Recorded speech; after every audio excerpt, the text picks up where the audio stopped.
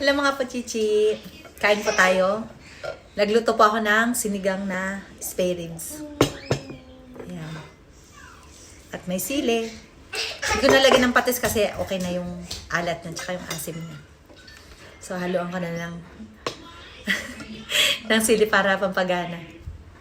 Thank you nga pala uli sa mga supporters ko sa Lola Gracia page. 1K na po tayo. Thank you. Okay. Kain tayo. Pag nilalagyan ng sili ito, naglalasang papaitan eh. Pag may sili. Gano'n kumain. Dahil mas. Lambot yung buto niya. Yung buto niya ano eh. Parang collagen ba yun?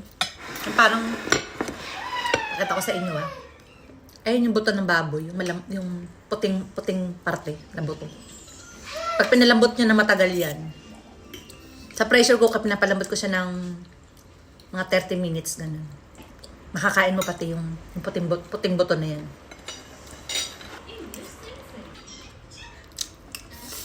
Walang tapon pag ganun kalambot yung buto. Kayo pag nagsisigang kayo, ano nalagay nyo? Kami kasi lagay namin okra, gabi, pechay. Kaya hindi nawawala ang pechay. Ako paborito ko yung gabi tsaka yung okra. Kasi ang mahal ng gulay, no? Pag nalagay ka ng kung ano nung di kakain ng sayang, di ba? So, yung mga kinakain ng anak ko tsaka kinakain ko lang nalagay kong gulay. More on pechay kami. Mga anak ko may sa pechay. Ako naman okra. Although gusto rin naman nila okra. Okra tsaka gabi. Sarap. Tama-tama yung lambot ng gabi tsaka nung mga gulay. Ayan, try mo kainin. Ayan, sarap yan. Oo. Mahal ng okra ngayon. Isang pack, kulang 200 yen.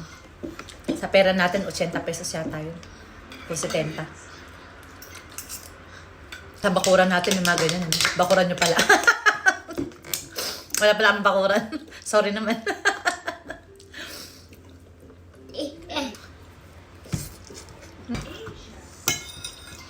Thank you for watching.